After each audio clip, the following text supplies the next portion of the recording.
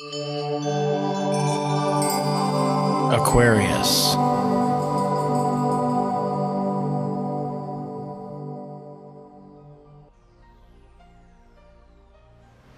Hello Aquarius, this is your forecast for April 2014, and this month here is going to be a big communication month. Somehow, some way. I don't know if you're going to do any papers, documents, articles, or maybe giving speeches or so forth, but it's communication that's in the center, and I think there is going to be quite the opportunity coming up to you, for you here April 1st, and it's one of those a little bit out of the blue here on the 1st and 2nd, and so the unexpected is April 2nd when the Sun conjuncts here with Uranus. Now that's your ruler, you know, and it's in the area of 3rd house. So I see communication being important. I see anything written, documents, so forth being important. And it could also have to do with short distance travel. So whether you're going to be going somewhere, might be that unexpected news is that somebody's coming your direction. And in that case, it should be good, okay? Because it's really tying into something now that's starting to build for you that you have been working on. On the 3rd, we have a couple of aspects here, quite exciting as well. Mercury, communication, once again, really now in a beautiful aspect here to Saturn. Now Saturn is you and your sense of authority, all your skills and so forth that you know that you're worth. Saturn being in your 10th house for career. So it's your talents that are going to be discussed. Maybe you're going to have a promotion here today, or maybe an interview, or maybe it's talking to some new big client. In that case, it should fall out really well. Mercury is presenting you here strong and clear, and also as far as your finances go, because why? Mercury's in your 2nd house of income stream. So you might get a contract here, Saturn securing it in the area of career, and this could have a very long-term effect for you. Now, since Saturn is retrograde, this might be either a client, or it could be a deal or a contract from the past that might just come back to you now. And if it didn't, you know, work out for you back then, maybe now is the time to revisit with it and then secure it, lock it in. The challenge is there because the Sun, which is you, your essence, the Sun here is in the 3rd house of communication. It's squaring off on Pluto. And Pluto for you is the 12th house. So, you know, you might feel a little challenged by it, but Pluto here is okay. It's strong in this area because it's been working behind the scenes. So whatever it is you've been putting together right now, now is the time to really come out and show what you've been working on, how you've wanted to secure and shore this up. Now on the 5th, Venus is going to move out of Aquarius and into Pisces. Lovely place for Pisces to be because Venus is love and romance, and then Pisces is even more romantic. It's ruled by Neptune, which is that higher frequency of Venus, so it could be a very lovey-dovey month for you. And not only that, but also extremely good for financial income here, Aquarius. I'm really happy to share this with you. The 2nd house is your income stream, how you make your money, where you're making your money from. Venus rules this house, and now it's visiting this area. So I can see that not only can you come to secure your money more so this month, but it could be quite creative the way you do it too. So there might be some new ideas, concepts coming in that you want to pay attention to. Then we have Mercury, which is the way you think and how you communicate. It has been in your area of income here all through March. You might have been thinking, you know, and having your calculator out, running numbers and so forth. Well, it's moving out of here now into the area of action, not just thinking but doing. And you're going to be quite busy all this month about talking with people, groups, places, and testing out these conceptual ideas that you had of money-making, income streams. And I see here that you're running from the 7th to the 12th. I'm really wanting to see how far you can stretch this. So it's not just talking to the near community around you, but you can actually come to present some of these brilliant ideas that you have, present them out to the world at large. So that means it could be groups outside, outside of the state you're living in. It could even be out of country, because it's the ninth house, and the ninth house rules foreign people, places, and cultures. So you might see how this is going to work. Maybe you're going to start cooperating with, tying into some other groups that can potentially be very supportive and helpful for what you're doing. And anything you're doing right now in this manner is building, okay, over time, straight through springtime into summer, when Mars is done with this area, because it's retrograde. It's going to take time. It's retrograde until May 20th. But I see all the communication, the time you spend here in this area with these foreign people, or you also doing research in how you want to expand this.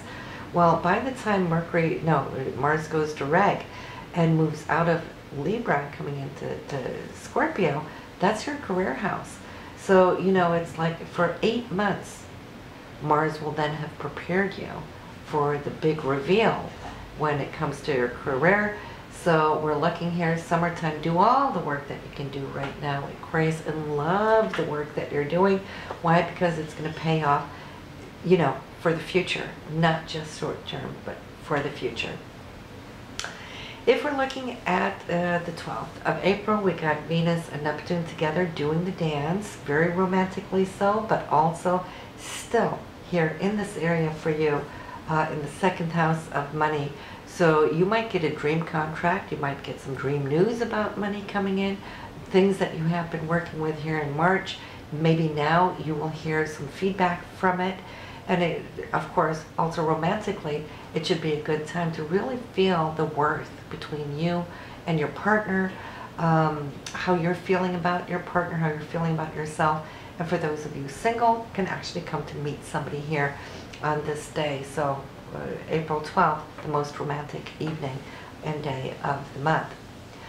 But here, let's talk a little bit about what's happening in the week between 14th and 20th, because there's going to be a lot now coming in back to back.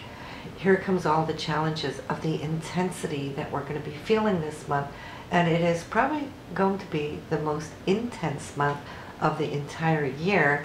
And so I want to go through it slowly so that you can recall what I'm talking about, recognize it, and then hopefully, if you're listening to this in March, which many of you will, do come back in April. Just hear me say this now.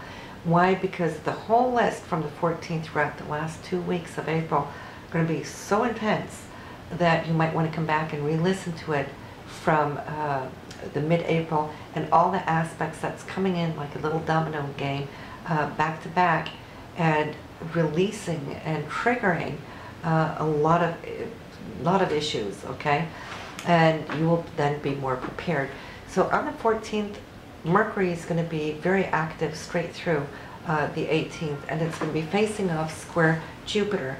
Mercury is how you communicate, what you have set up, what you've set in place, what you've been analyzing of those hopes and dreams you want.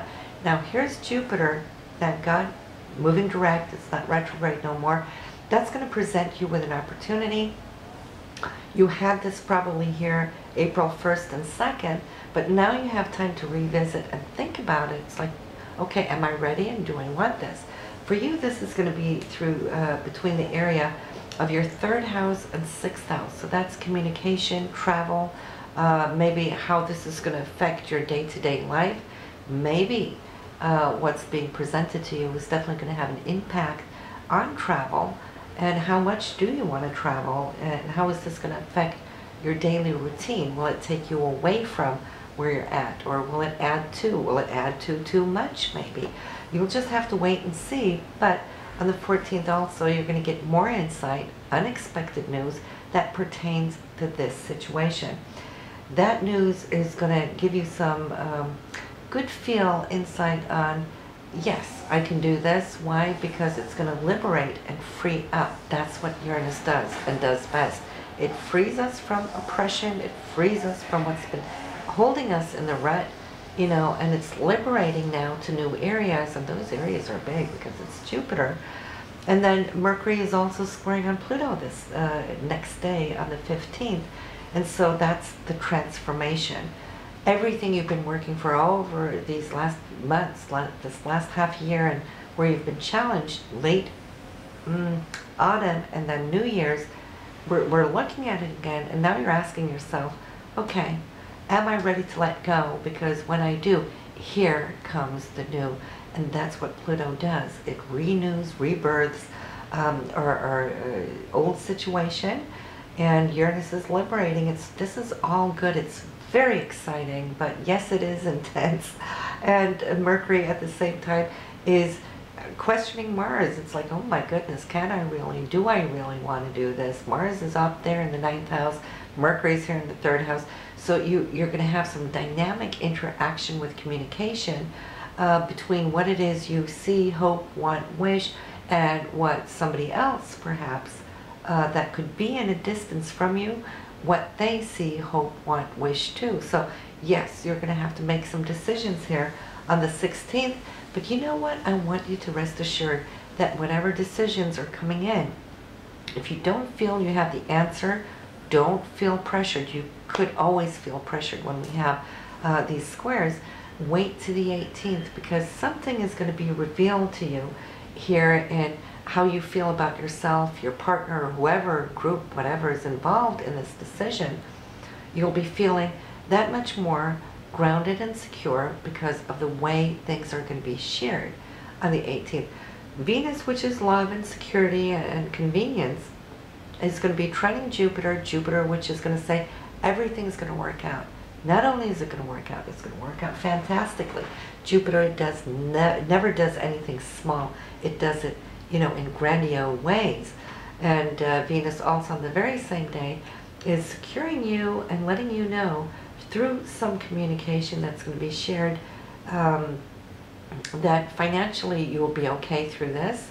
Venus and Pluto, that's a lot of money, especially because it's in your 2nd house. Venus is money, Pluto is big money. And it's something that's being confirmed to you, validated and verified from behind the scenes, coming in saying, trust this now. Don't doubt it. Mercury likes to doubt because it's all intellect. You know, Mercury has nothing to do with intuition. And we can tend to not just think, but overthink, overanalyze. That's when we open up that can of worms. Be careful. Don't go there. Trust now. That's what Jupiter and Pluto say. Trust it. Venus is securing it. And then get a good footing on the 18th. And this is why I'm saying come back next month here in April and listen to this again. Why? Because you need to be shored up and out of the doubt field by the 18th. Because here come the 20th, well, you're not going to be as flexible. The sun is moving out of Aries. It's moving into Taurus. This is going to be your 4th house. Now the Taurian energy is all about security, wanting to know and wanting to know now. It wants to secure now, right? And so the aspects coming up, we might be a little, you know, stubborn, bullheaded, and unflexible. So that's why you want to be prepared on the 18th. On the 20th, we have Jupiter, which is expansion, generosity, and wanting to really grow. It's squaring Uranus, which is wanting to liberate what's been holding you back. That's a good thing.